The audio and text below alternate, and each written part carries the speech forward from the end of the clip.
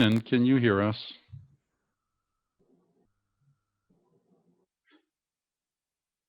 Okay. Festus is muted. Festus, can you test your speaker? Hello, can you hear me? Yes, we can hear you. Yep. Okay, so we'll move on with the agenda.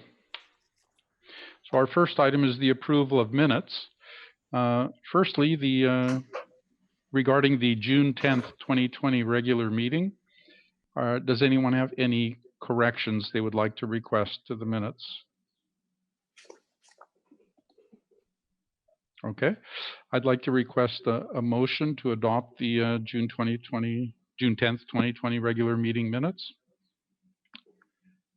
I move to adopt the 20 Just a sec. meeting. I need a hand up so I can tell who. Okay, Ray, go ahead. I move to adopt those minutes last meeting. Okay, do we have a second? Second. Okay, and that is Festus. Okay, so we have a motion by Ray, a second from Festus. Is there any discussion on the adoption of the minutes? All right, we're going to call the question. All in favor, say aye. Raise your hand so it can be seen. Aye. Aye. Okay, I can't see everyone, so I can't tell who voted. I only see Ray, Venkat, Shahab, Festus, and Caitlin. I can't see Keenan, and I didn't hear him. We do have a majority, though. So I don't know the status. Either. Yeah. I think he fell off. Okay. His camera is off. Okay, so we have a majority. Okay, the next item is we're going to need a motion to adopt the June 23rd work plan workshop that we had. Does anyone have any corrections they would like to request? Okay, do we have a motion to adopt the June 23rd work plan session minutes? Motion. Very good. Caitlin makes a motion. Do we have a second? I second it. Ray seconds the motion. Is there any discussion on the minutes? Very good. All in favor of adopting this motion, say aye. Aye. Aye. Aye. Okay, the motion is carried. Okay, we'll move on to item number 3. Mr. Chair, Who is this? this is Mayor Frank Hibbard. Yes. There is, because you're doing a Zoom meeting, you have to read the disclosure at the beginning of your agenda by state statute. And the only reason I know that is I have to do it for our meeting. So I'm not aware of what disclosure that is. It's at the very beginning of your meeting agenda. It says to ensure public safety and comply with the governor's safer at home order. You're supposed to read that.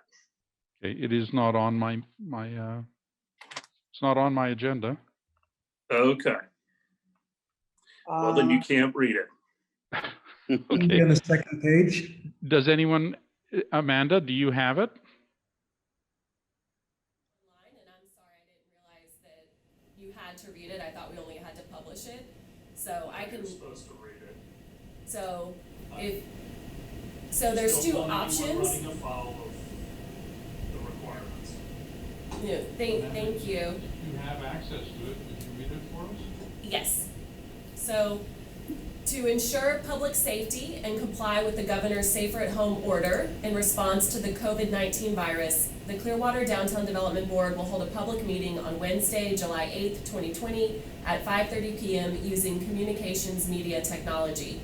Pursuant to Executive Order Number 20-69, issued by the Office of Governor Ron DeSantis on March 20th, 2020, municipalities may conduct meetings of their governing boards without having a quorum of its members present physically or at any specific location, and utilizing communications media technologies such as telephonic or video conferencing as provided by Section 120.545B2 Florida statutes. The meeting will be held through the Zoom platform, and the meeting can be viewed by members of the public at https, I don't know, semicolon, it's the other one. Colon. /zoom.us/j/8520611858 or by phone at 1-929-20-560-99 8520611-858 pound. Citizens wishing to provide comments on agenda items are encouraged to do so in advance through written comment. The DDB has established the following options to ensure public comment for a virtual meeting. Email. Individuals may submit written comments or videos to howard.smith@myclearwater.com by 5 p.m. on July 8th, 2020. Mr. Smith will receive comments into the record. Call in during the meeting. Individuals will be able to call in to 727-562-4646 and be placed on air to speak to an individual item.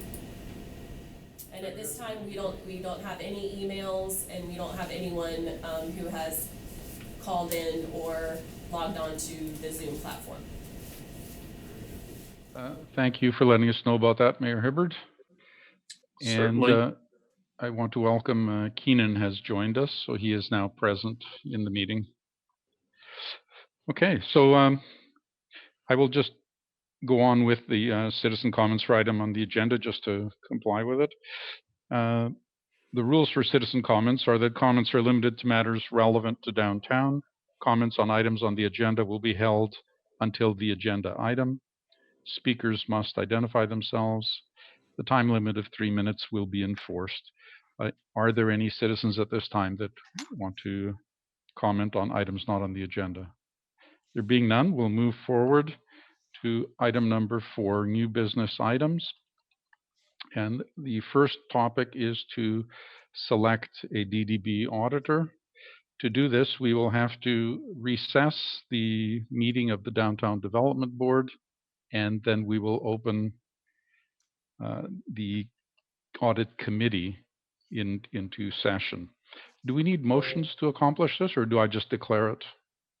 Just declare a recess. Okay, so the DDB meeting is declared to be in recess, and now I'm calling the audit committee meeting to order. And to begin, I'd like to have Monica Mitchell take it from here and give us the presentation. Okay, thank you. Everybody received your proposals, and did everybody have a chance to rank them, to review them, and to rank them 1 through 4? Yeah. Yeah, has everybody done that? So what I think I'd like to do is call on you individually and take down your rankings 1 through 4 of your firm preferences, and then we'll kind of see if there's any kind of consensus or direction, and then we can have some discussion. Is that okay with the chair? Can we ask a couple of questions first? Sure. Okay. First, some housekeeping. Will you be remaining after this point till we get to the financial statement part of the meeting later? Would you like me to? Or can you move that up and make it right after this item? I think. Oh, okay. Yeah, I can stay for that if you'd like. Okay, if you would, I have a question for you, but I can't really bring it up here. Okay. Yeah, I'll stay for that item. All right, that would be great. And the second thing is, could you define what the difference is between an audit and a single audit? The single audit has to do with grant funding. If you receive federal or state financial assistance, you have to have a single audit done, which is a special type of audit required by the federal government, I guess, somebody that ensures that all your grant money is spent correctly. And they do additional testing procedures on those grant revenues and expenditures. You don't have any grants, so it doesn't apply. So our quote does not include any funds for a single audit if one were to be required? It should not. We did not ask for that. Okay, because they make a big deal of their expertise in single audits, and I was just wondering why they do that. Because some of the firms, when they put together these proposals, a lot of it is boilerplate that they'll use over and over when they're submitting proposals to different entities, and it's in there. Okay. But we Thank you. didn't ask for a quote on that service, so they should not have included that in their price. Okay. And one final question for me. When I rank these, I get a certain score, and this is designed to highlight the best auditor. Can you just give your opinion on, do we really need, for an entity of our size, do we really need the best auditor, even though that might be the most expensive one? Or would any one of these be competent to do our audit? Your audit is very small and very straightforward, and probably any of these 4 firms would do a good job for you. It's not overly complicated or anything like that. So you really, there's not a whole lot of deep digging that they can do or complicated things that they need to look at. It's very simple and straightforward. Okay, thank you. Okay, so now at this point, you wanted to ask for the recommendations from each of the committee members? Yeah, what the state statute requires is that we rank no fewer than 3. That's the way it's stated in the statute, to rank no fewer than 3 firms. Since you have 4 proposals, we're going to end up ranking all 4 of them, because if we rank 3, we're going to know who number 4 is. So can I start with you, Mr. Morphopoulos, and have you just tell me in order your 1, 2, 3, 4? Okay, I had Clifton Larson Allen as number 1. Okay, your current auditor. Right. I had Carr, Riggs, and Ingram and EFPR Group as, no, I'm sorry, Carrs, Riggs, and Ingram and Saltmarsh, Cleveland, and Gund as number 2. They had an identical score. Okay, we can't have ties. We do have to have clear 1, 2, 3, 4. Okay. Then I would do Carr, Riggs, and Ingram as number 2. And Saltmarsh is number 3. Saltmarsh is number 3, and EFPR Group is number 4. Okay. And then Mr. Casano, can I ask for your 1, 2, 3, 4? Clifton 1, Car Rigs 2, and EFPR Group 3. Okay, and then Saltmarsh was your number 4. Yeah. Mr. Deven, I'm sorry, I know I'm not going to pronounce this right. Devaneni? Yes, that is correct. So I have Clifton as 1, Car Rigs as 2, Saltmarsh 3, and EFPR as 4. Okay. And Mr. Porbeni? Yes, so I have Carl Riggs as 1. I have Saltmarsh as 2. EFPR Group as 3. And Clifton Lars Allen as 4. Okay. Mr. Kinsel?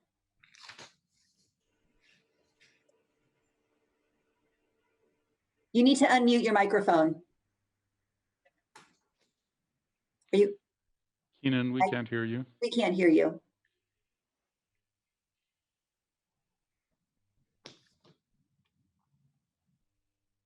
We can't hear him.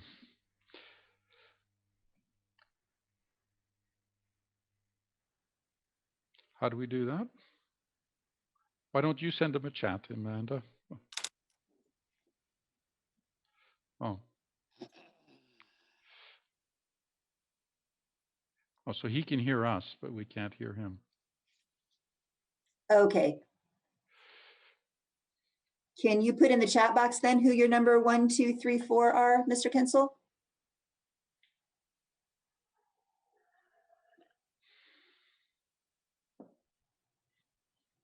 So you want to do the same ranking as Mr. Porbeni? Okay. All right, and Mr. Emrani? I ranked CRI as 1, Clifton as 2, Saltmarsh as 3, EFPR Group as 4. Okay, and then Ms. Gemmo? I have Carr as 1, Clifton 2, Saltmarsh 3, EFPR 4. Okay, did Mr. Hibbert and Mr. Bunker play along with this, or is it just going to be this? It's just going to be the main thing. Okay. Let me add these up real quick and see.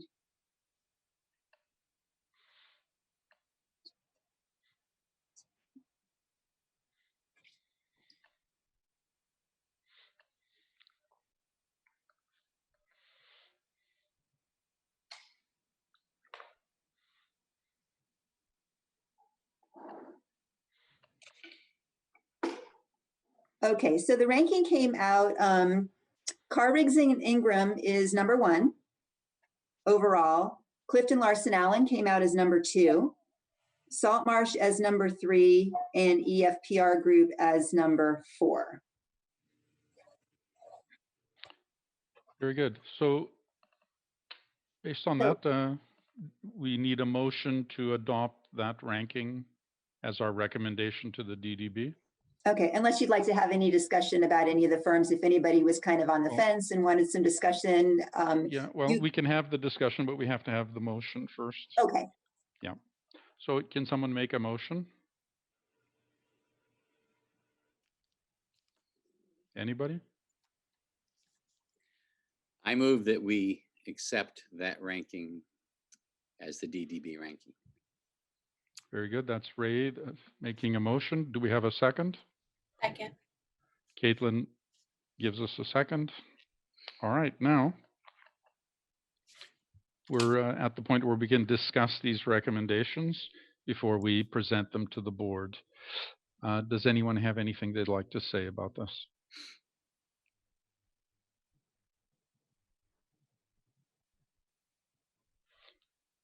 Okay, the only comment I would make is that there are less expensive alternatives. And I just want people to consider, even though the scoring is what it is, the cost was a very small factor in the scale. Just want to point that out. And if somebody feels cost conscious, this is the time to bring it up. Otherwise, we'll be going with one of the more expensive options. Does anyone have anything to say? Actually, Carr Riggs came out number 2 in the ranking.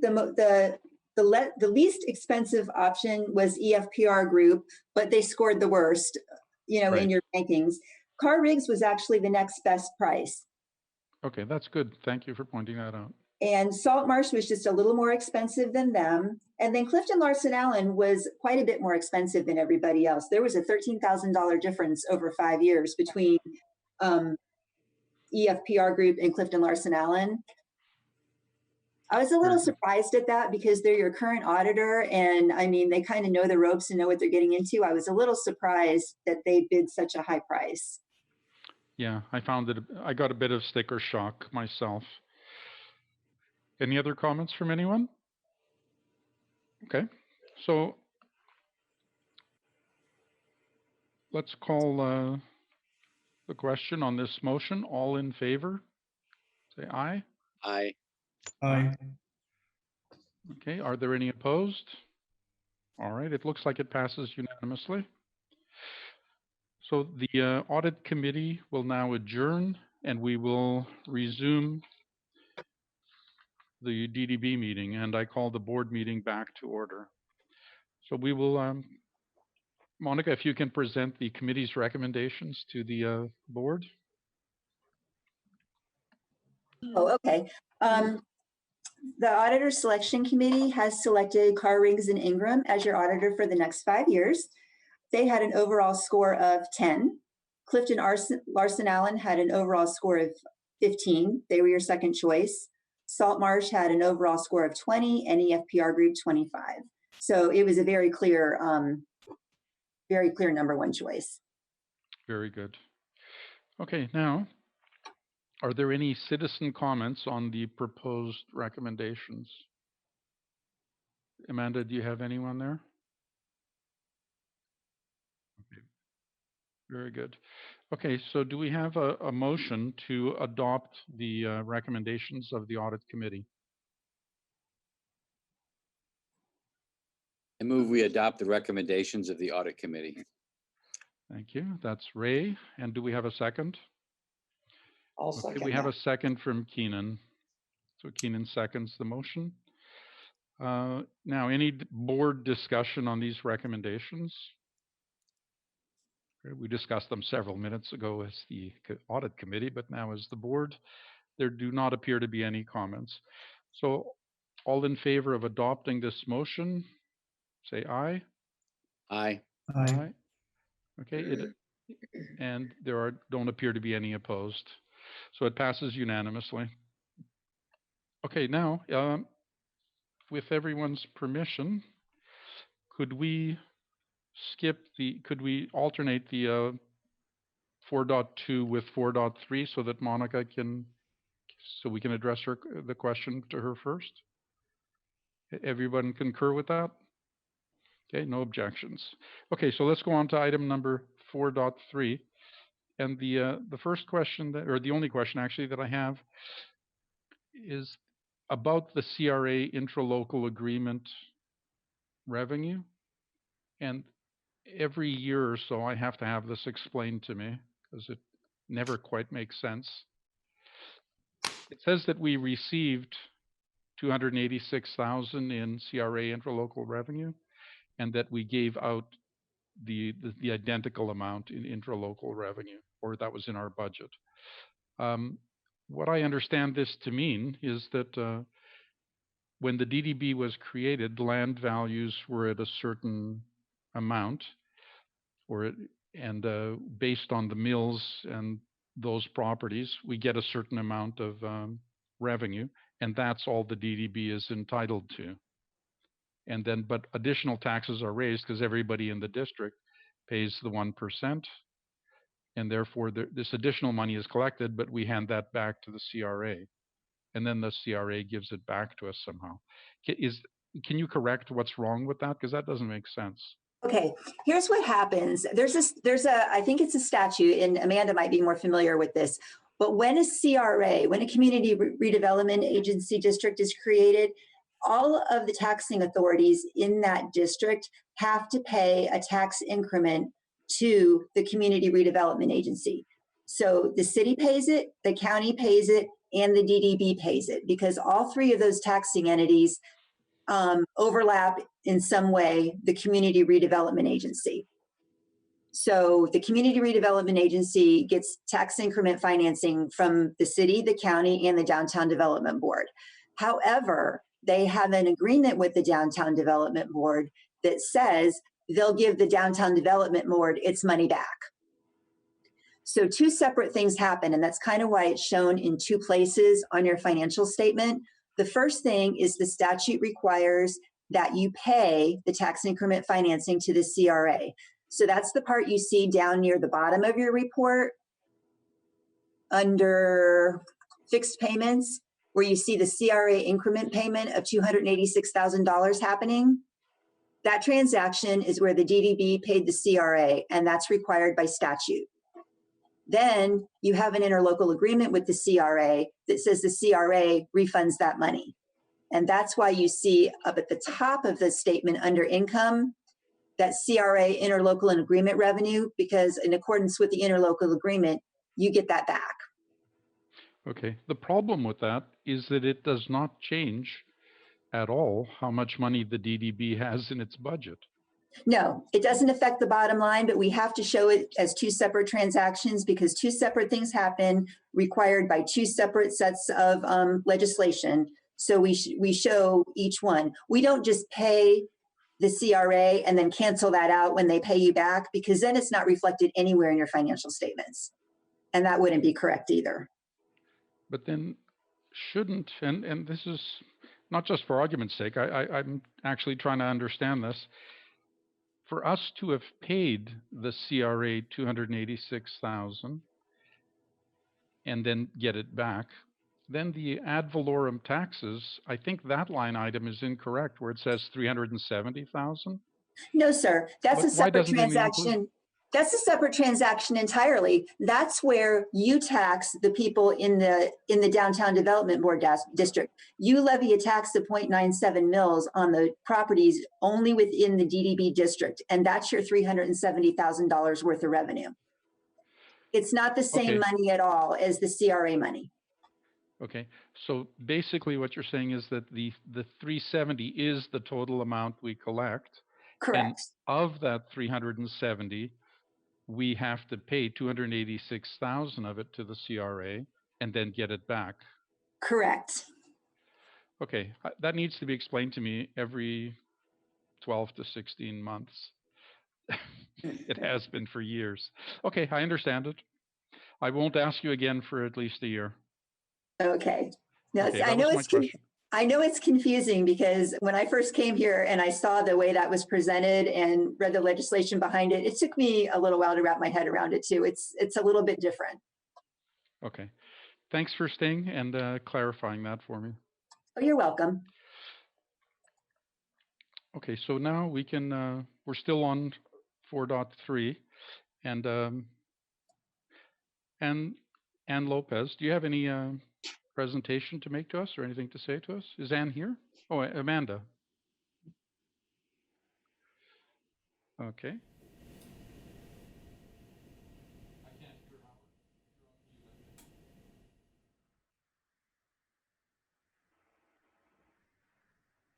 There we go.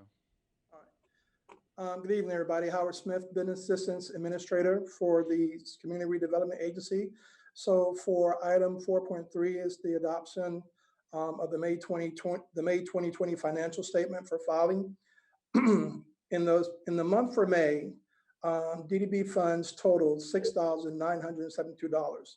And the breakdown of those funds in totality was spent $147 was spent on the holiday lighting storage.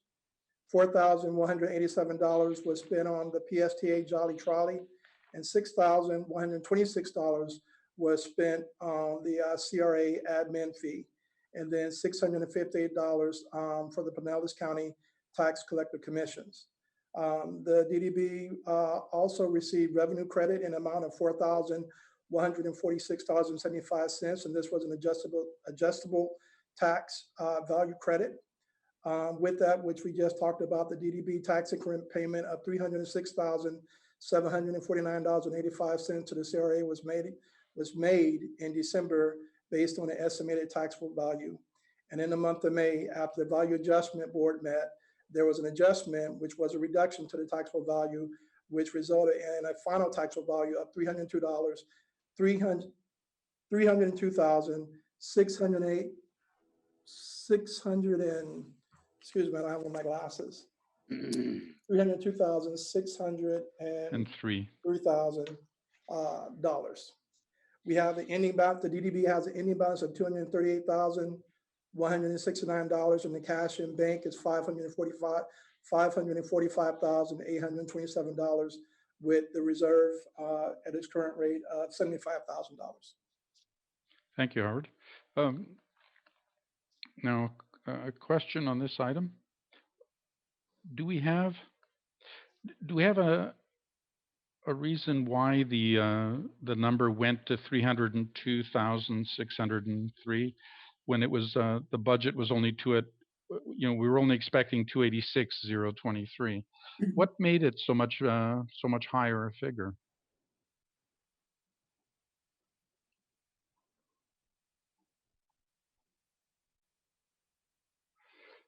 I think it had to do with the value adjustment board because we get a preliminary estimate from the property appraiser on July 1st. And that's what you use in your budget. And then that number is refined when the value adjustment board meeting happens, and it can either go up or down. Sometimes the number goes up a little and sometimes the number goes down a little, but that value adjustment board meeting doesn't happen until sometime in the spring. Normally it happens in February or March. This year it didn't happen until late May, I think, because they weren't having public meetings over there at the county. So when we built this budget based on $286,023, that was from the estimates from last July 1st. So the same thing will happen this year. We now have July 1st estimates, and you're going to build your budget on that number, and then it's going to get refined again in the spring. Okay, so essentially we have $13,000, almost $14,000 less than we anticipated in our budget last year. Am I correct in that? No, that $14,335, what that means is you budgeted $308,537 in this category, and you spent $322,000. So you overspent $14,000 in this category. I got it. Okay. But the difference is largely the CRA increment payment. So you also have a similar overage up at the top of the statement on the income side. Mm-hmm. Okay. So your bottom line isn't affected by that. Okay. Thank you. Now, are there any other board questions on the financial statement? I don't see No, any. we already Oh, asked it. Venkat, go ahead.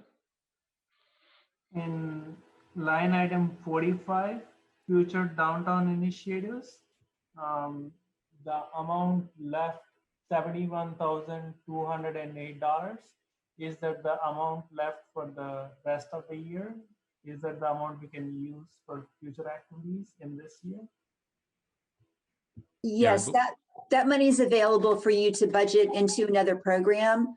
Usually what the board does is they have a little bit of extra money that isn't really assigned to a certain program or project or whatever you want to call it. And as the year goes on, different people come up with funding requests, or the board has different ideas on things that they would like to fund. And that's where that money would come from. Very good. Do we have any other? Oh, right. good point. That's what I was thinking. Why is there such a large amount left now? I get it. Yeah, because the budget adjustments that you approved at your June meeting aren't reflected in this report, because this, as Amanda said, is a May report. Okay. Are there any other questions? Yeah, Shahab. Number 39, Station Square Park events.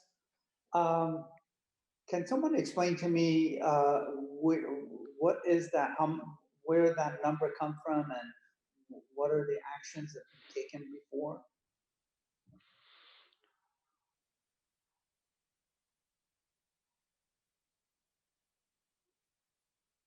And then there were a couple of ideas that we were going to explore this year with DJs, some things that No Before had tried out that we thought had worked well, whether it was, again, DJs or free lunches. That was really popular during the winter time when we had kind of the wellness free lunch day. But right now we're in a process of reimagining what events can be like given our current pandemic. So we don't know. That money isn't budgeted for anything specific right at this point. Thank you. Any other questions? Okay. Are there any citizen? Oh, go ahead, Festus. On the line item 27 under marketing, says promoting downtown. What exactly does that entail? What form of marketing we do?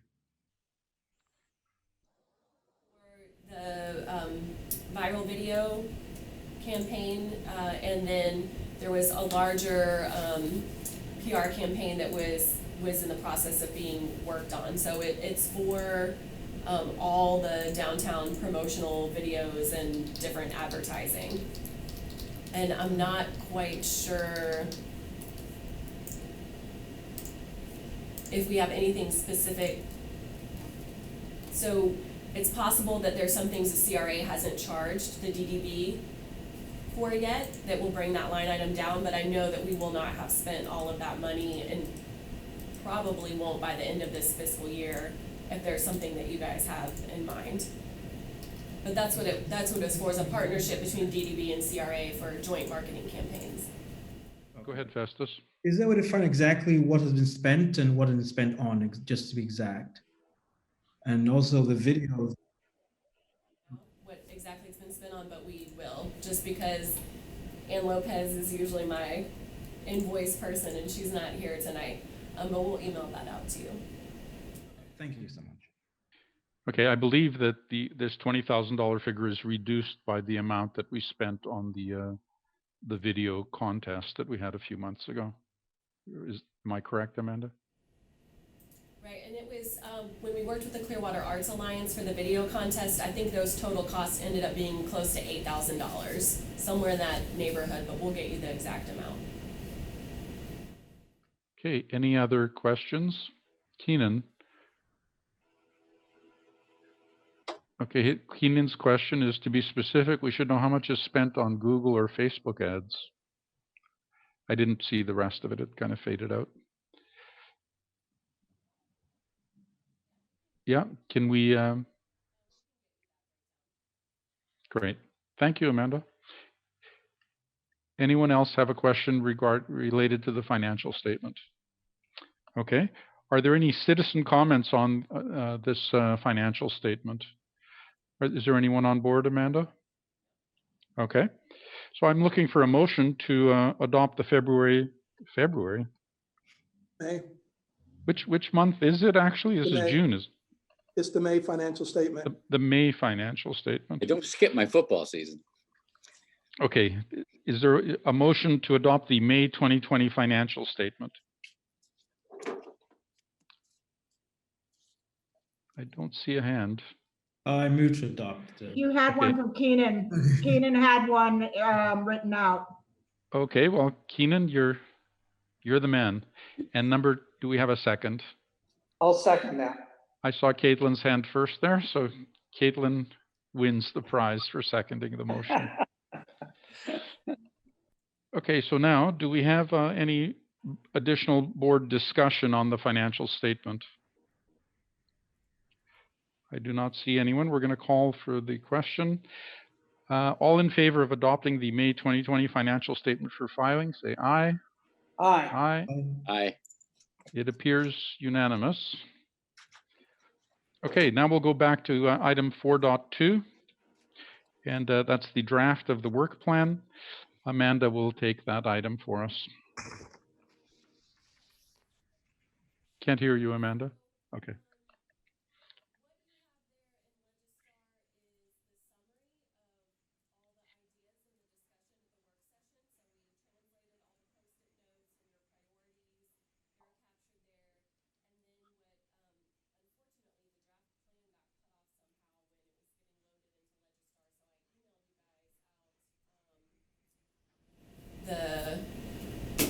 A Word document with 3 suggested goals and some strategies underneath those.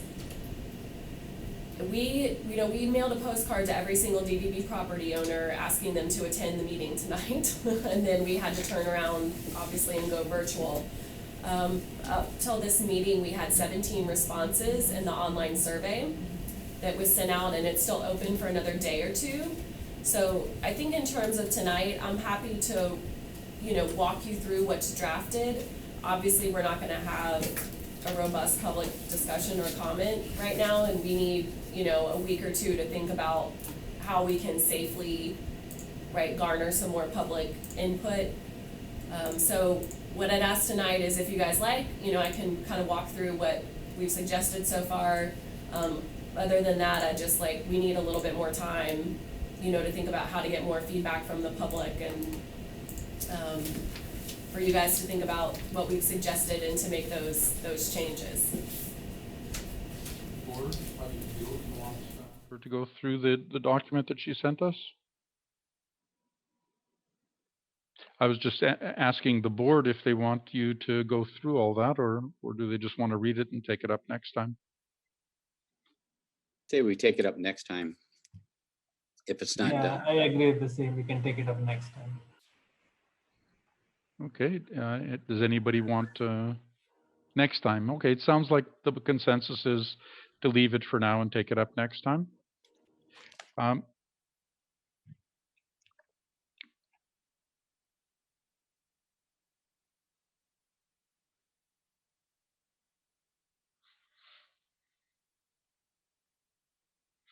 Very good. Please And, repeat. somebody was starting to speak there. Who was that?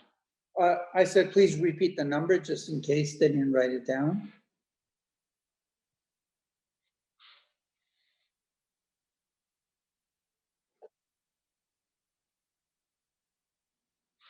Thank you.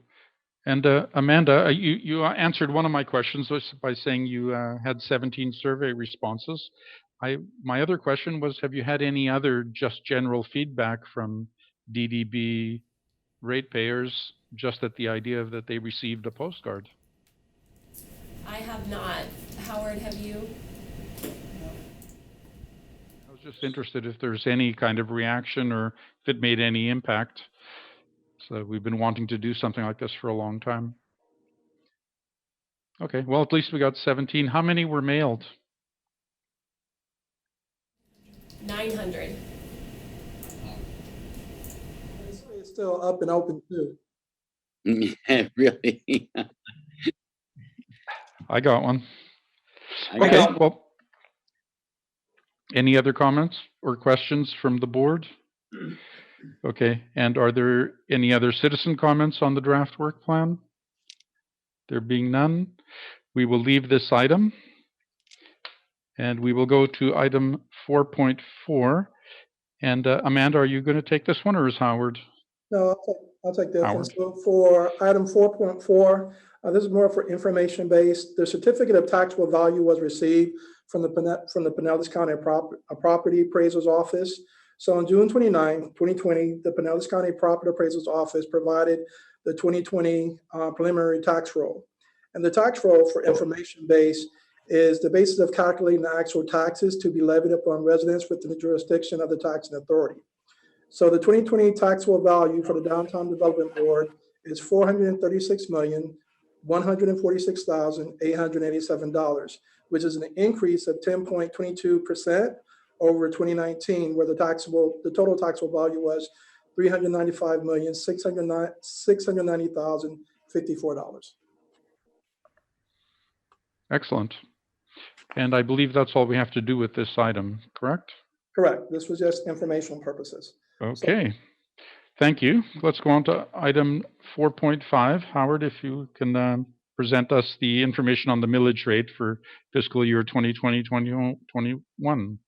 Okay, so for item 4.5, this is to adopt the aggregate millage rate of 0.9700 for the fiscal year of 2020 to 2021, and also to set the public hearing dates for the proposed millage and the budget on September 9th and 16th.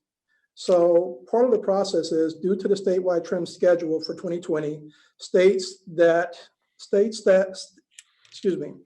due to the statewide trim schedule for 2020, states that within 65 days of the certification of the value, which we just did, the tax authority must hold a public hearing on the tentative budget and proposed millage rate. And for the DDB to be able to meet the guidelines, these meetings must be held between September 3rd and the 18th. Very good. Guidelines, the CRA staff recommends moving the regular scheduled DDB meeting from September 3rd to September 9th, which will serve as the first public hearing. And then after that, the September 16th meeting will be the final public hearing to adopt the proposed budget and the tentative millage. These two meetings will be at 5:30 in council chambers, unless we have to do them via Zoom platform.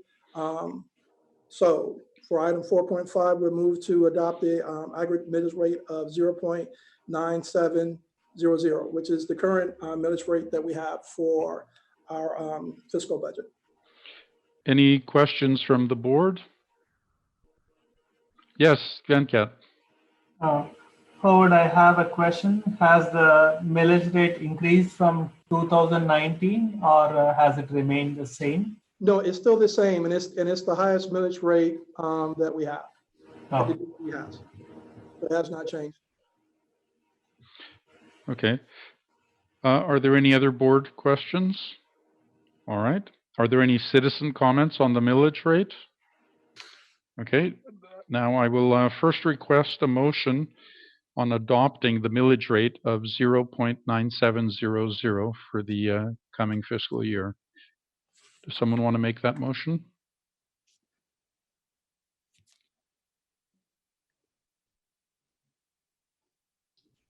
Motion to adopt that millage rate that was just said. I apologize, I don't have the number. Very good. It's 0.9700. Thank you. Very good. So we have a Second. motion from Caitlin. We have a second from Ray Casano.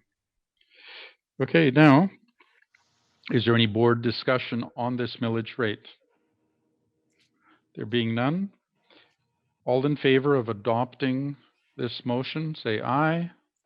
Aye. Aye. It appears unanimous. The motion is adopted. Okay, now the second motion, we're going to need a motion to set the public hearing dates for the millage and budget. And that will require 2 DDB meetings, one on September 9th and one on September 16th, 2020. Do we have a motion setting these public hearing dates? Anyone? I move we set those meeting dates. Okay. And do we have a second? I second that. That's Venkat seconds it. So Ray makes the motion, Venkat seconds it. Very good. So all in favor? Aye. Aye. Aye. It appears unanimous. Thank you. The motion is carried. Okay, 4.6 is setting the minimum reserve amount for fiscal year 2020. Amanda, do you have a presentation on that?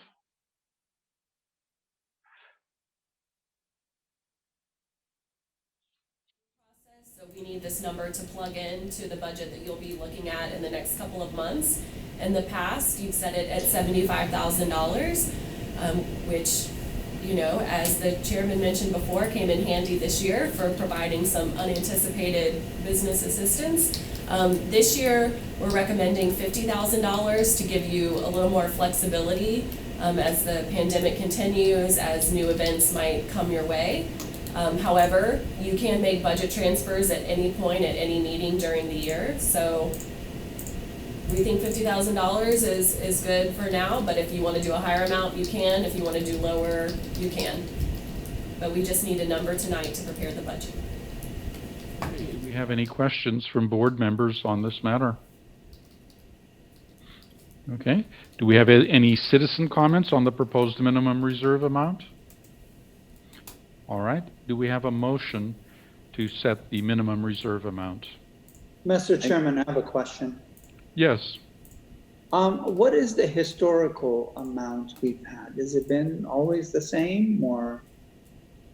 Well, historical depends on how far back you want to go. Most of the years that I've been on the board, we did not have reserves at all the first 7 or 8 years. And at some point, several years ago, we got agreement to set reserves, and the argument or the discussion on how to determine the amount of reserves was set on what would it cost for the DDB to run itself if we just lost our revenue stream for a year, what would occur.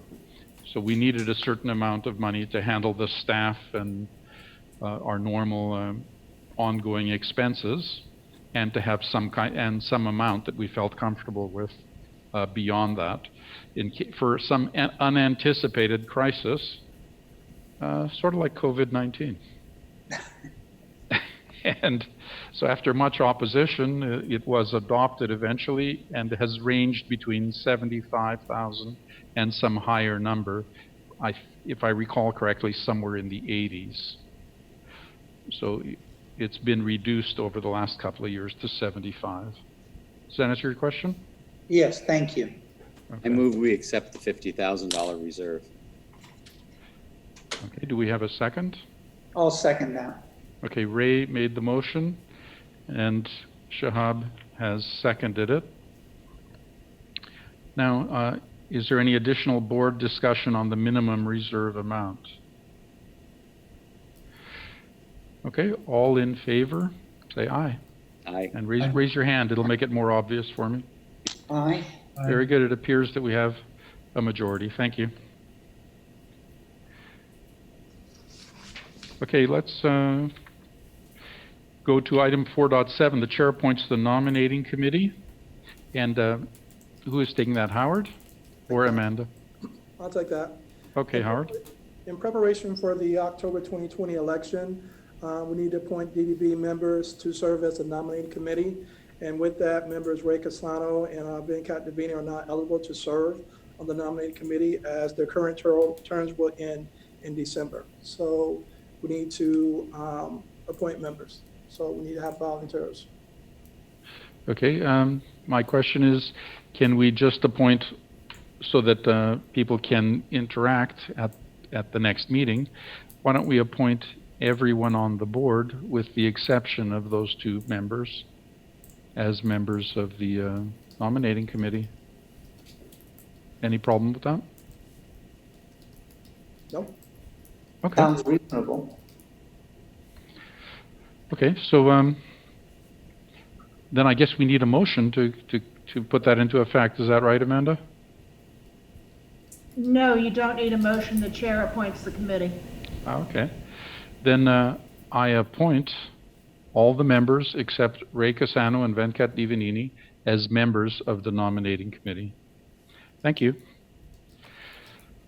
Now on to item number 5.1, the proposed amendments to the rules of procedure.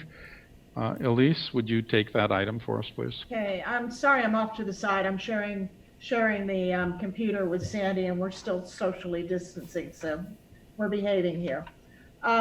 Last month we had a discussion about how do we make our feelings clear about discrimination and discriminatory language.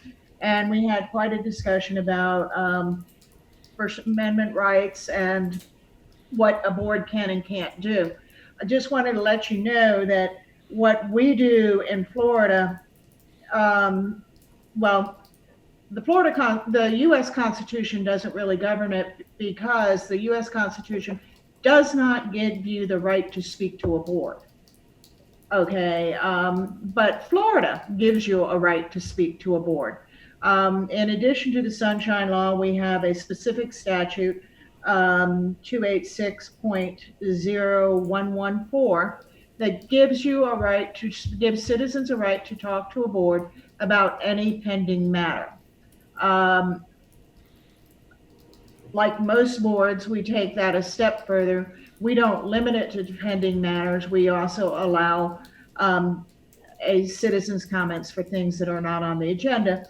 And even though that's not statutorily required, most boards do that because that's how you find out what people think you're doing. It's how you find out how you get new ideas without having to put everything that comes in on the agenda. There are a lot of advantages to having this.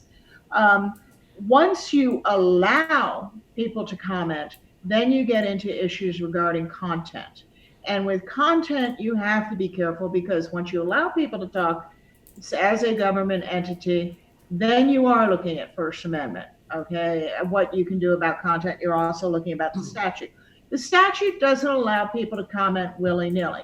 Most of the limitations in the statute are procedural. You can require that people follow certain rules about how they get up and talk, when they get up and talk, how long they can talk. And you can also require that the matter be relevant to what you are doing. You can also require a certain level of civility and that they're not allowed to get up. You know, you're going to get criticism, okay? People are allowed to get up and tell you they don't like what you're doing. You know, I wish that they could only do that when you're sitting on the board, but you know, people are going to criticize you and tell you whether or not they think you're doing a good job.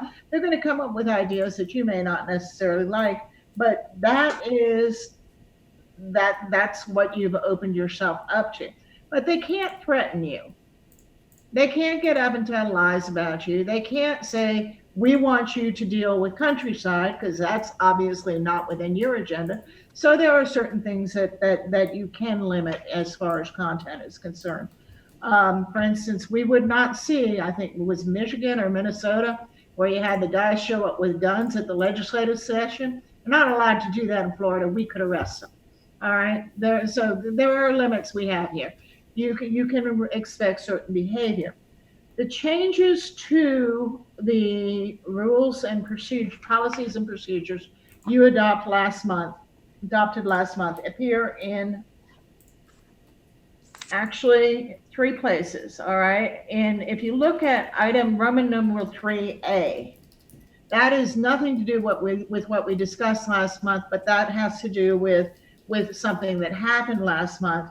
We want speakers, when we get, whether it's an item on the agenda or off the agenda, the audience has to be recognized by the chair. They can't just sit back in the chair and chat with you. Then they have to follow certain rules when they're up there. So that's what item, and Paris did tell the guy, you know, when it did happen, Paris handled it. He had the guy come up, but it's nice to have the rules written so that you can say, you know, please get up here, and also you only get one shot. So that is what 3A is designed to take care of. If you go to items 7B, I just made that more specific as to what is permissible and what is not permissible when you're going to the board.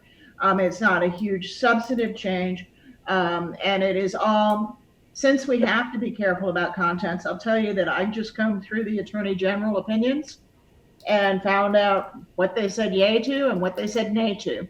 And these things were all acceptable within the Attorney General opinions for a board to do. And then the last item, there is a new provision we added, which is item number 8.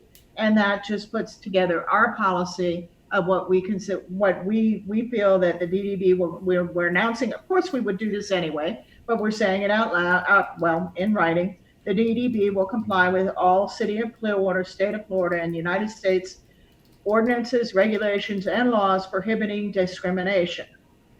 Recognizing the benefits to the DDB district of fostering a welcoming location for all members of our community, the DDB affirmatively adopts its own policy of discouraging discrimination based upon race, color, religion, age, disability, gender, pregnancy, gender identity, sexual orientation, marital status, national origin, or genetic information.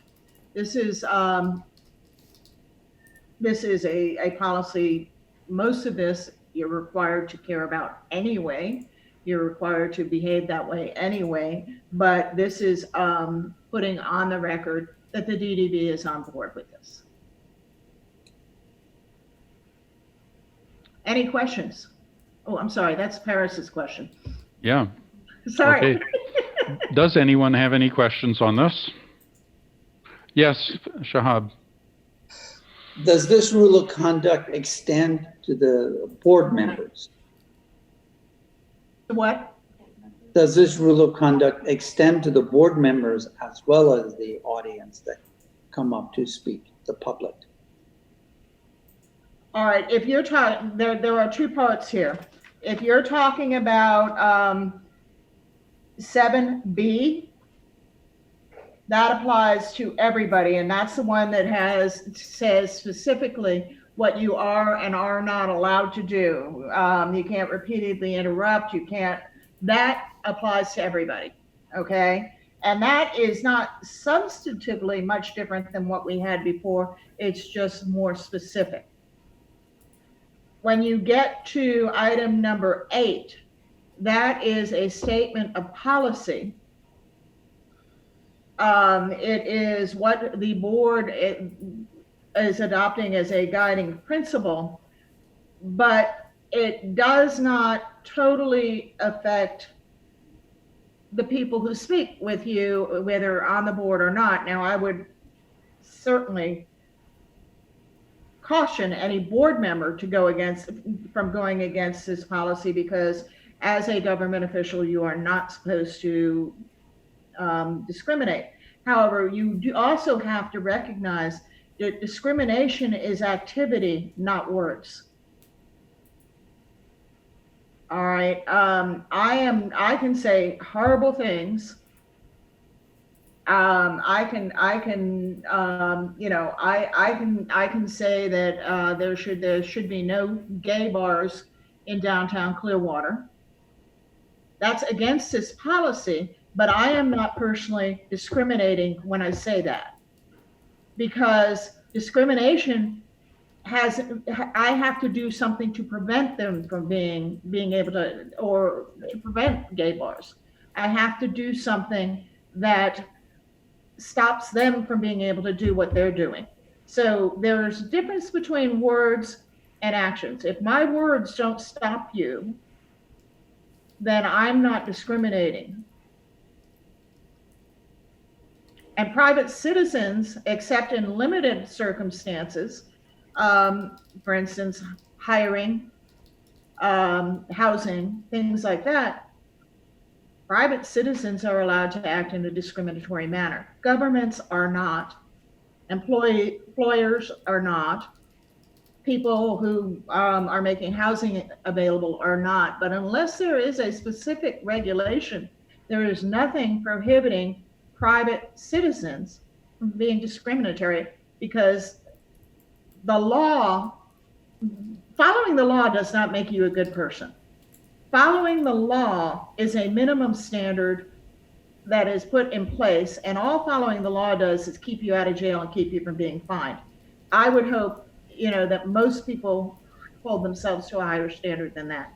And I'm sorry, I keep talking, and Amanda keeps looking to be recognized. Amanda, go ahead.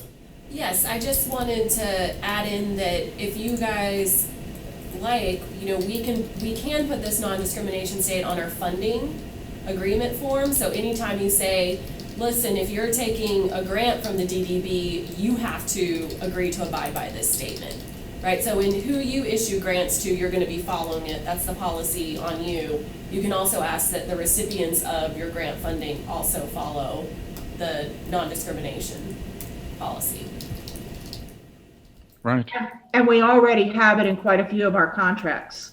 For instance, the Ruth Eckerd Hall contract specifically states that you cannot discriminate on any of these bases when you're hiring or with your vendors and stuff like that. So it is part of our contracts, and it's marginally part of our grant programs, but it should probably be in there. Very good. Any other questions, Mr. Bunker? This is about the public to be heard. I noticed tonight, Mr. Morphopoulos, that you said, is anyone want to be recognized to talk about any topic, as long as it relates to downtown. So if someone were to say, yes, I'd like to talk about Scientology's impact on the downtown, would that be allowed? Elise? Okay, it's not just about downtown. It's got to be about something that the DDB can do something about. If you're talking about Scientology's impact on downtown, the DDB is not an enforcement agency. When I was on the board, the big deal was absentee landlords and lots of empty space. I was allowed to talk about how that empty space is hurting us, but there wasn't much I could do about it, because I can't force those landlords to treat their property different. I can't force those landlords to charge less rent, to keep up.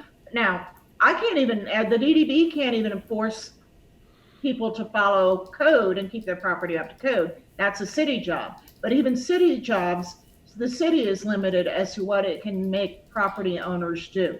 So it's a question of, it's a tight line there, in that, yeah, there's some room for discussion, but is it something the DDB has any authority or control over?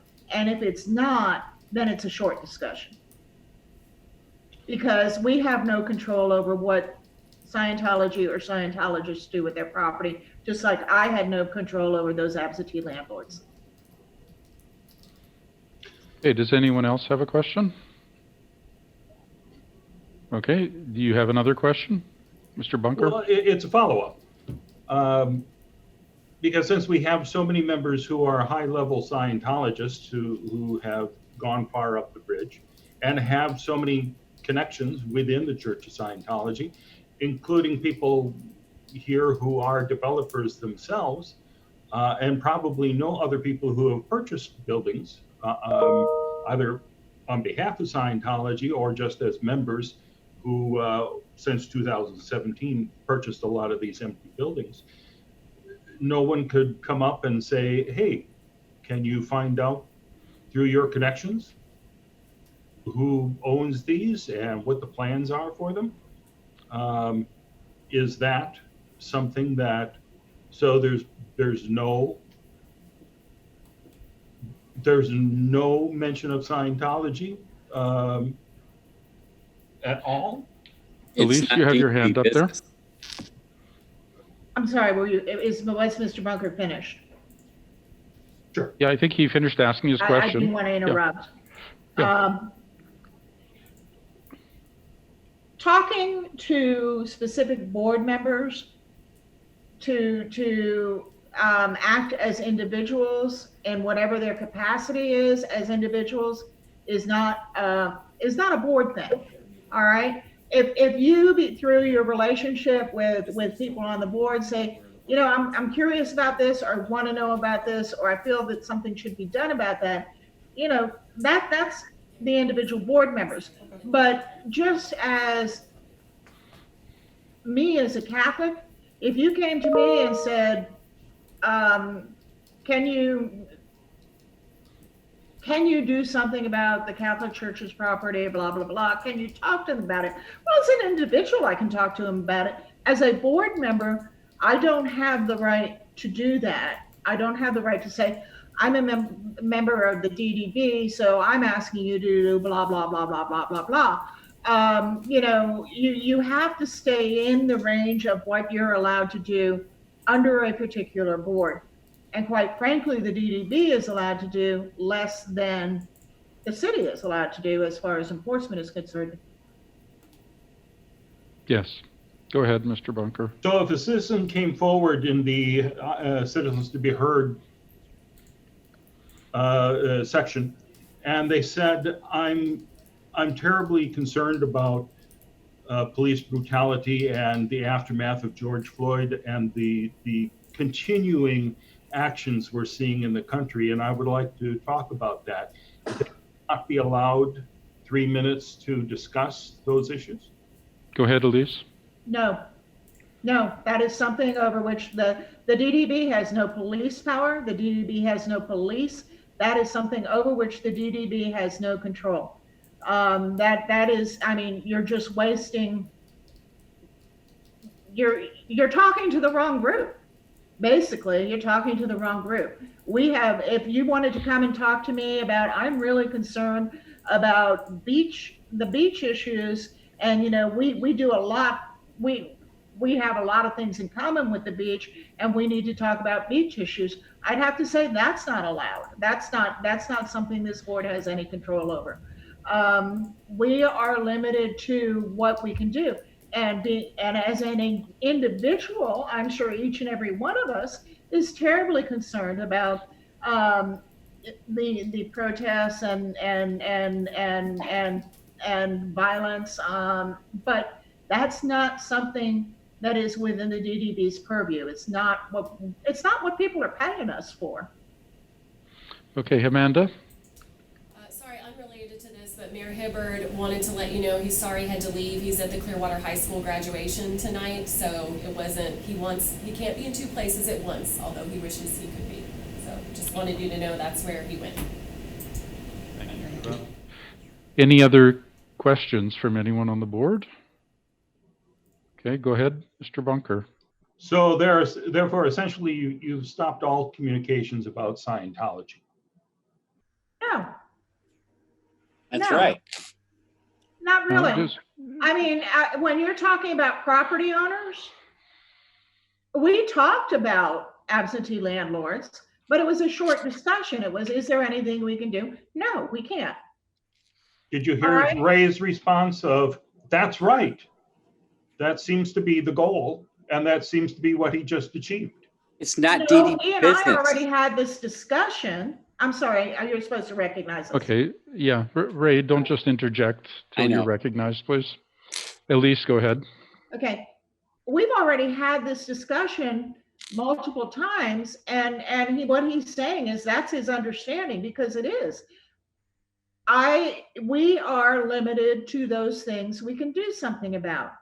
Now, Scientology does not become a forbidden word. If a person gets up there and starts talking about, we need to do something about the fact that all of this property is being purchased by Scientologists. The answer is we can't. We can't do anything. That is not what this board has this board has no power to do anything. This power has no power to do anything over police brutality. This board has no power to do anything about any group that we dislike moving into downtown. That is not, be it, we want this to be a white enclave. First of all, that'd be discrimination. We can't, but we don't want any gay people here. We don't want any transgender people here. We don't have, first of all, that would be discrimination and we can't do it. But even if it weren't discrimination, even if it weren't a protected group, we don't have that power. Mr. Bunker, go ahead. But let's wrap this up. So just ask your question. Go ahead. So if somebody said, I'm concerned about the homeless in the downtown, what can you do about it? Go ahead, Elise. Nothing. So you'd say, nothing we can do, sit down, you don't have 3 minutes to talk about that. We can direct you to a board that can do something about it. Or we could have, or if it was a problem, we could have possibly, work with, although I don't see it following within our group, but we could work with, we could come up with incentive programs, but we don't have any authority. We have no authority to do anything about that. Okay, so now Amanda, go ahead. So I'm sorry, we had someone, there's a call coming in, but it's not time for public comment yet on this item. So I was getting distracted by that, but then also wanting to address the question of what could the DDB do if they wanted to. I know one of the priorities was talking about the population experiencing homelessness. So there are a couple of ways, like how would the DDB address that issue? One, the DDB has convening power. If they said, hey, we want to learn more about the agencies that work with this population, what are the services they provide, what could happen with that? They could give direct funding to organizations that provide certain services to homeless populations. If they wanted to, they could make different improvements to Station Square Park, right? Maybe adding more shade or adding storage on site. So belongings wouldn't be left outside. I'm not advocating for that, I'm just giving examples. So with every issue, whether it's vacant properties, whether it is the marketing campaigns and the perception of downtown, whether it's the boat slips, parking, populations experiencing homelessness, there are ways that the Downtown Development Board, and they're defined in the ordinance, can participate. For me, and how we frame it and think about it, is that this is something that just works across the board, right? This isn't targeted towards one specific person or one specific property owner. The kind of programs that we do, because they're non-discriminatory, they have to be applied to everybody, be accessible to everybody. So I hope that gives a little more nuanced understanding, just like we don't say, well, we're gonna, every property owner, who's a white woman over 40, we're really going to focus on them. Okay, Mr. Bunker. Mr. Bunker, hold on a sec. I want to say something. I'm trying to give you an adequate amount of time to ask your question so you get an important question clarified here. So I've given you lots of opportunity to ask your questions. You're kind of asking the same question in different ways, and Elise is basically giving the same answer. So if you have a different question, you can ask it, but otherwise this is becoming redundant and we're going to move on if you don't have a different question. Do you have a different question? It's a response to Amanda's statement. So Amanda's saying that there are some things that perhaps could be done.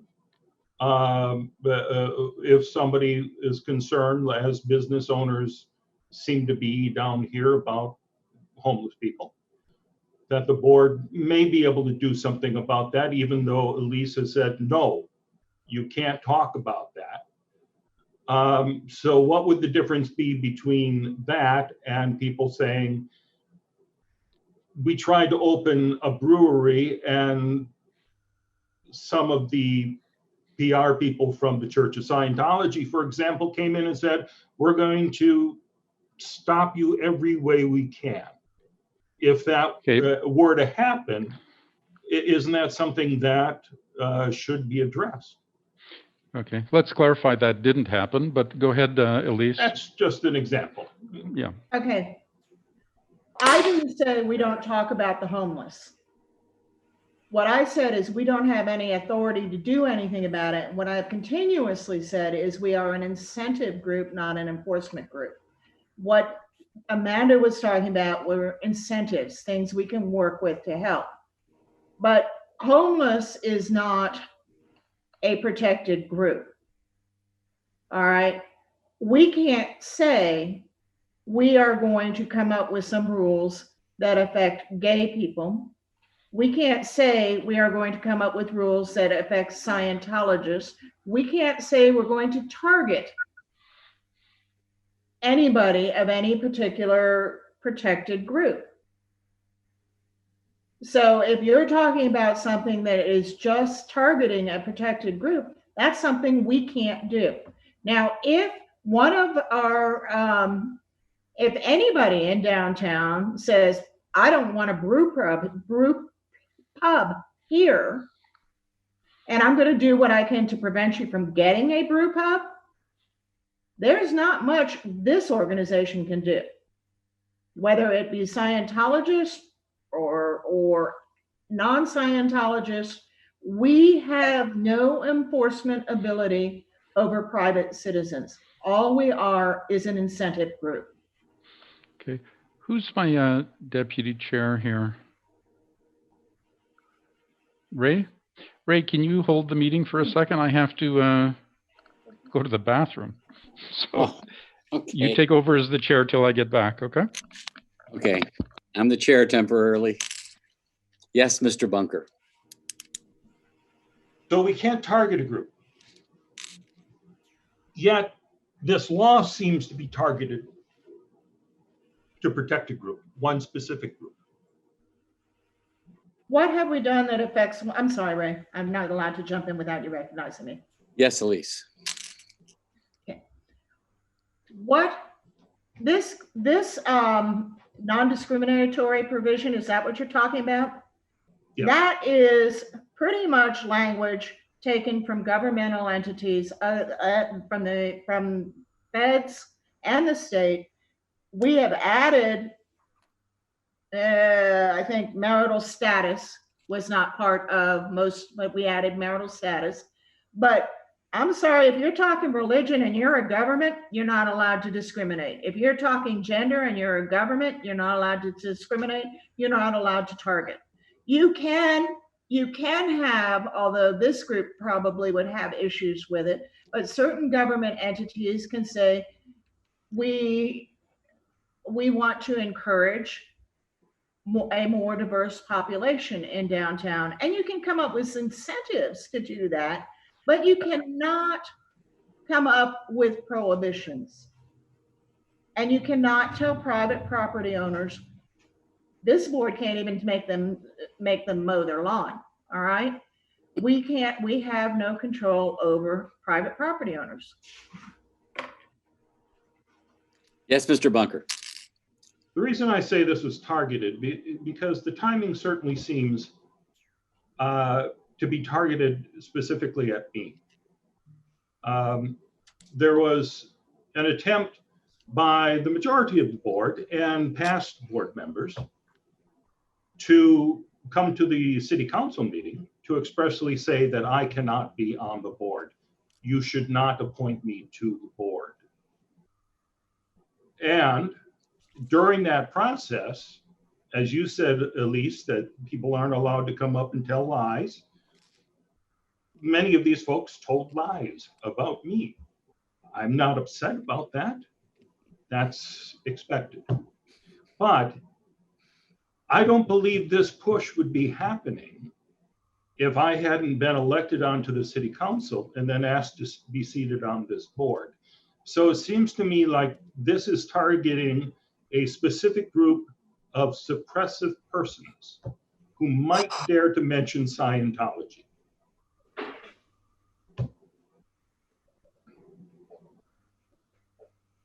I don't know which one of you could be calling on me. Paris, Yeah, there you go. Unmute yourself, Paris. There we go. Okay. So point of order here, Mr. Bunker, several of the things you just said are untrue, and I can't even keep track of them. So try to keep to the facts. Elise, you have a comment. the DDB was allowed to, DDB individual members are allowed to go in and say they don't want you on this board. Just as I have said that they have to listen to people criticize them, you have to listen to people criticize you. All right, you're a public servant. Everybody on this board got on this, worked to get on this board, and you are going to get criticized and they are going to get criticized, and that's just the way it is. But honestly, if you look at this non-discrimination provision, what can you possibly have by way of objection, since most of it's federal law? Truly. This is a provision that tracks federal and state law.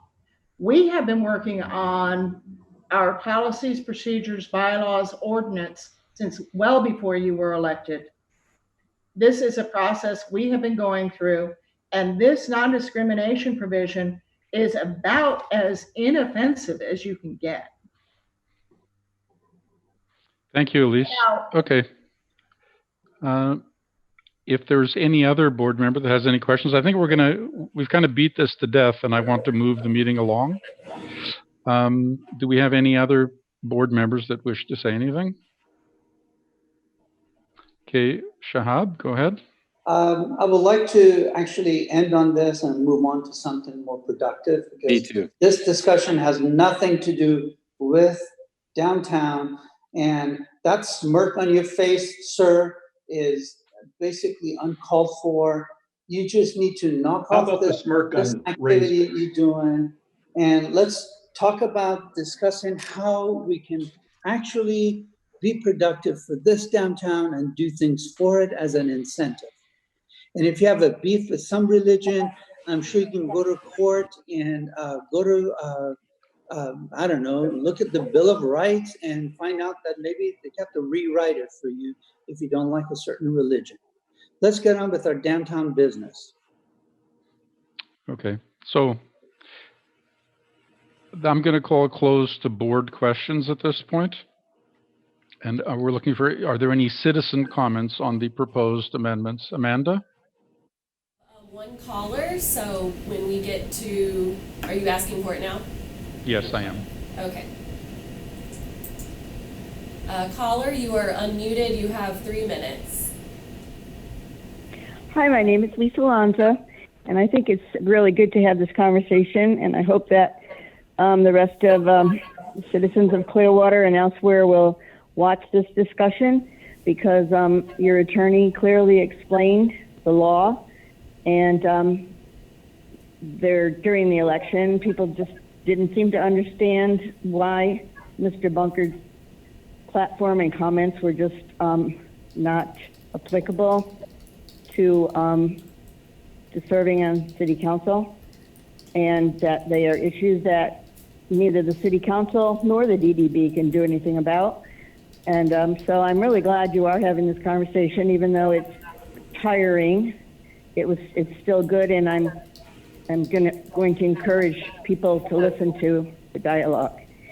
A little different topic, as far as your procedures and processes. Will this include more? Yeah. Okay. Will this include more information about how to become a member of the DDB, how to get elected, forms that have to be completed, like a financial disclosure form, and whatever other forms must be completed to serve on any city board as well as city council? Okay. Or is Lisa, we're kind of, I'll just answer your question so we can end off on it. This is not something that needs to be in our rules of procedure of how to conduct our meetings. This information you can get by calling the city and speaking to one of the CRA staff. And well, they'll I give you already the know answers because you need. it's just that the public doesn't know. Yeah, but it's not really a rule website, of how we conduct our meetings. So I appreciate right. your comments. I was asking proper about thing how is to just to become a call the member. city. Yes, just call the city and ask for one of the CRA staff, and they would be happy to tell you what the requirements are. I already know it's not about me. It's about the public citizens citizens of Clearwater don't know. I know. I'm not afraid to call and ask and dialogue and make suggestions. That's why I'm calling right now. But yeah, of I course. think the more information you put on your website, the more people will hopefully get involved, and the less people will be suspicious that, something secretive is going on. Like, get as much information out there as possible. And in your recruitment, there's questions like, how are you recruiting members? Like, what is your recruitment process for members on the board? Thank you. Okay, thank you. Thank you for your question. Our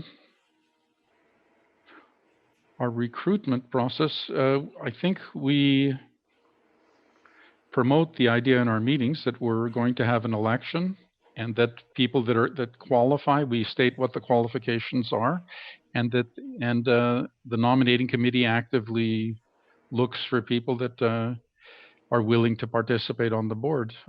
I was contacted by the city a number of years ago as a downtown businessman and asked if I wanted to serve on the downtown development board. That's how I found out about being on the board. Someone from the city approached me and basically recruited me. So other board members can recruit, city officials can recruit, people can just show an interest in their downtown. So that, I think, answers that question. Are there any other citizen comments? Okay. So I actually jumped ahead to this point. I still had a question for Elise. And that is, first of all, there's a typo on 3D. The last line should have 2 in front of it, right? I'm sorry, where I didn't hear where you were. Article 3, paragraph D. The second sentence starts as the item under discussion. Shouldn't it be to the item under discussion? I'm apparently, when I'm looking at 3. Okay, thank you. We'll make that correction. Okay, and then on Article 4, paragraph C and D, both have rules that require a majority plus 1. And this is a new concept to me. I'm not familiar with this. I always thought a simple majority was sufficient. Why is this change being introduced, and what's the rationale behind it?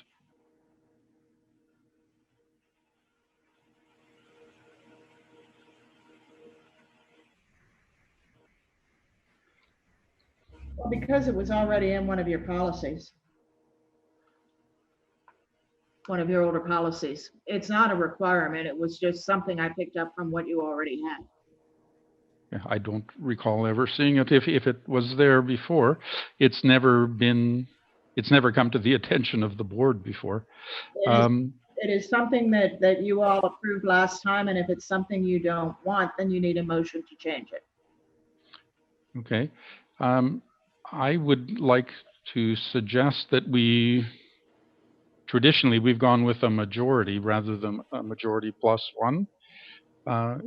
Would someone like to make a motion to change it to that? I move we go with the majority, not a majority plus 1. Okay, that's Ray. Do we have a second for that? Keenan seconded it. Okay, very good. Keenan seconded it. Okay, do we have any discussion on this now? Caitlin. Just to be clear, are you referencing solely subsections C and D under Article 4 of the bylaws? Yes, exactly.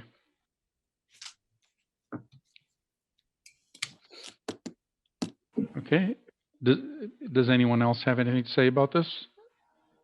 Okay. All in favor? Aye. Aye. Aye. It appears unanimous. Okay. And I had one other question. Actually, I've got a couple other questions.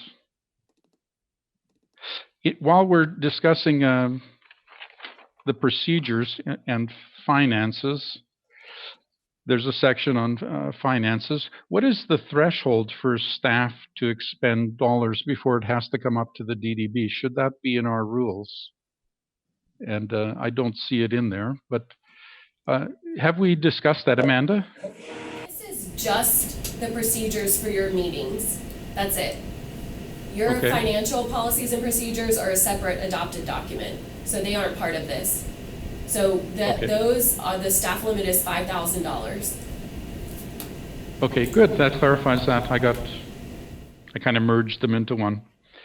Okay, and that's it for the questions that I had on that.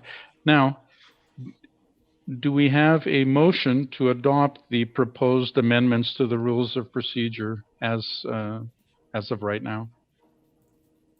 I move we adopt the rules of procedure as they are right now. Very good. That's Ray. Do we have a second? I'll second that. Shahab seconds it. Okay. Is there any discussion on this proposed amendment? Elise, go ahead. I'm looking for clarification on the proposed amendment. What you are, I believe what you are making a motion to approve is the new language in 3A, the new language in 7B, and the new language in 8, new provision 8. Yeah, and also the correcting of the typo doesn't require motion. Yeah, in section 4C and D, to remove the requirement for an affirmative vote of a majority plus one. You already had that motion. You already voted to do that. All right. So yes, so on all of your changes that were there before, plus the ones we've made now in this meeting. So this particular motion has nothing to do with the majority plus one. You've already had that motion and it passed. This particular motion is just the changes that were proposed in the marked document. Well, Ray made the motion. My suggestion was that it have both the changes we've made today are incorporated and we're adopting it as proposed as of this moment. That would be incorrect because you have already by motion adopted removing majority plus one. You've already done that.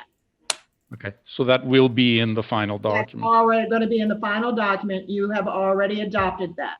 Okay, that's fine. Now what you need is what I believe the motion is, and Ray, correct me if I'm wrong, because it's your motion, the changes that were proposed on the written document given to you. That's correct. Okay. Okay, very good. Is there any other discussion on this before we vote? Okay, all in favor? Wait. Oh, just a sec, Caitlin, you had a question. It's a comment, if I may. Sure.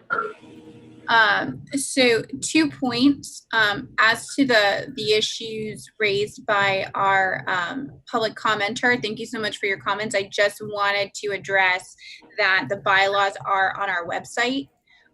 So that is publicly available, but of course we welcome any feedback in terms of other ways we can make information more publicly available. It's not directly on point, but I wanted to just say that while she's listening, hopefully. And then secondly, I'm certainly in favor of adopting this policy. I think just even from an optics perspective, it would certainly be optically as well as substantively problematic for us to vote against adopting an anti-discrimination policy, particularly when there's nothing in it to suggest any sort of disparate impact on groups or anything like that. So I'm certainly in favor of it, and I would ask my fellow members to do so as well. Thank you. Great, thank you, thank you. Any additional discussion? All in favor? Aye. Aye. Aye. Okay, it passes unanimously. Thank you. Okay, now we are on to CRA updates, item 5.2. Amanda. So I'm going to share a piece of information, then I'm going to turn it over to Howard to give a quick update on the restaurant voucher program. The city did publish a request for expressions of interest for the Imagine Clearwater Bluff properties. And the purpose of this was to see what developers out in the market would build on that property, what kind of subsidy or financing they might require from the city, what kind of uses they thought would be viable. We received 2 responses. One was just for the former Harborview site for apartment building with retail on the ground floor. The second response was for all 3 sites that the city owns with a mixture of condos and hotel, or apartments and hotel. But we're asking for doubling of the allowable density from where it sits today. So very, very different proposals. And where we're at right now with that, HR&A, which is our advisory firm, our real estate advisory firm out of New York, they're vetting those proposals. We're talking with the developers, and some developers who said they were going to respond but didn't respond, just to get a sense of, as best we can right now, kind of what's feasible to be constructed there. So after we go through those conversations, a next step would be a referendum.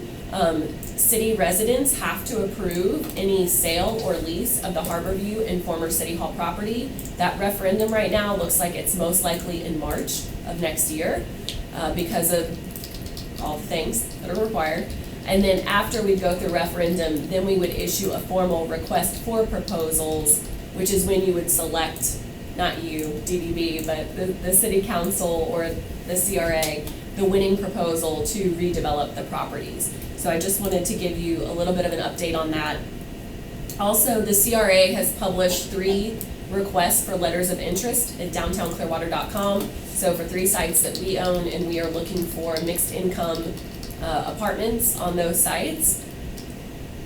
We also have approval for several more murals in downtown, and I think that Chris Hubbard, our cultural affairs specialist, has secured the Ultimate Medical Academy building. So if you're familiar with that one on Cleveland, it's a really tall building. So that could be a very nice site for us. So stay tuned for that. And before I turn it over to Howard, I'm going to steal Rosemary's thunder since she's muted right now. But our website for the downtown dining, that page has gotten 19,000 views as of Tuesday. Normally we get 3,500 a month. So 19,000 views, this is 0 paid advertising. So that's really incredible. So with that, I'm gonna turn it over to Howard, and he's gonna share where we're at with our restaurants and the voucher downloads. Thank you, Amanda.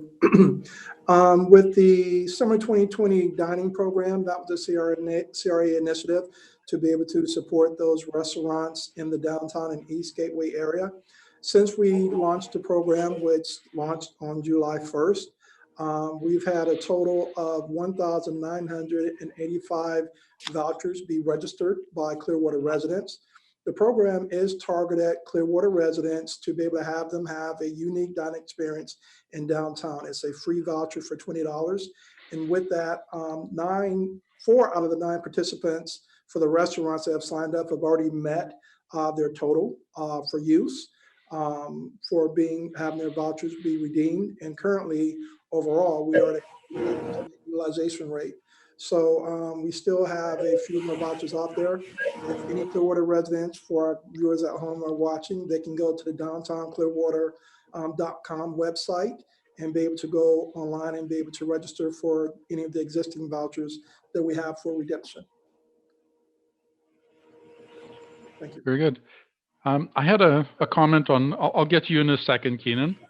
On the first thing that you mentioned, Amanda, I just wanted to, again, go on the record. I've been on this for years, and it's probably not universally popular, but my own position on the bluff is that it should be public area. and that could include hotel or businesses or restaurants or whatever, but I would hate to see it become a condo that's inhabited, 3 months out of the year by snowbirds. I would rather have it available to a broad cross section of the public rather than just people that could afford expensive condos. So that's just my 2 cents. Anyone else? Keenan, you were next. Okay. Anyone else have a comment on what Howard said and or what Amanda said? Any discussion? I do have a question. Go ahead, Shahab. Do we have an experience as far as how many of those vouchers actually get used? So if we can actually oversubscribe that way and make sure they get all used? Well, I'll be meeting with the merchants on Monday, and we do the invoicing for the vouchers at the end of this month. Now, the vouchers run from July to August 31st, and it is up to the residents to be able to go in and patronize them. But at the end of the day, I'll be able to report back to you at next month's meeting with how many vouchers have been redeemed based off of invoicing. Thank you. Very good. Any other comments or questions? Thank you, Howard and Amanda. Now we'll go on to item number 6. I'm going to be very brief. I don't have a list of events. There probably aren't that many scheduled due to the COVID-19. The one comment that I wanted to make was that I had made a request of our staff to switch our advertising from the Tampa Bay Times to the Business Observer. And is that sufficient for me to just request it, Amanda, or do we need a motion or anything?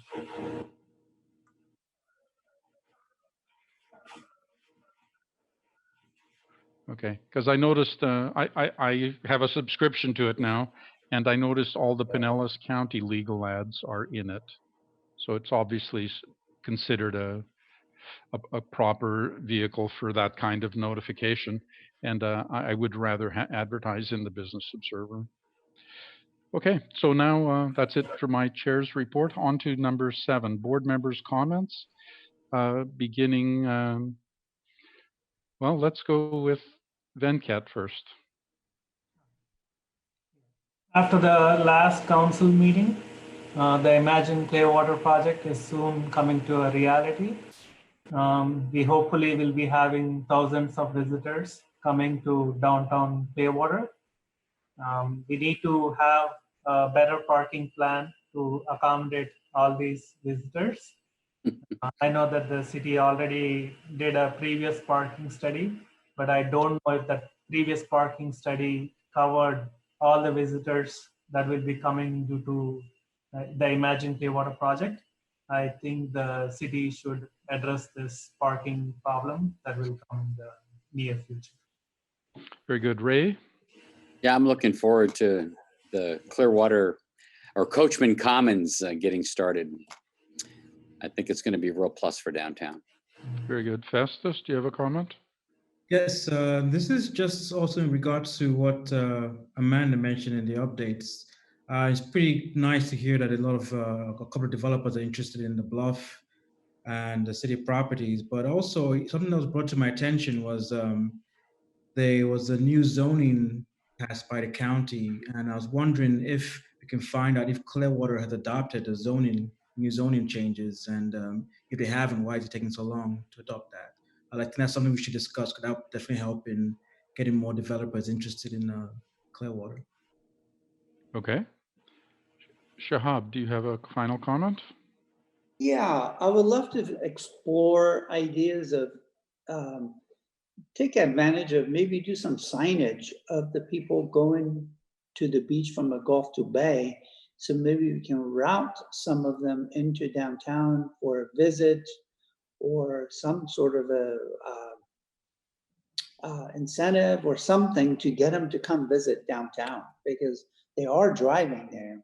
We get some sort of a signage. I don't know how or what, but I think it'd be great to have a discussion on how do we attract attention, basically. Very good. Keenan, do you have a final comment? Four towns. See picture behind me. Okay. Everyone can read that comment. Very good. Thank you, Keenan. Caitlin, do you have a final comment? You're on mute, by the way.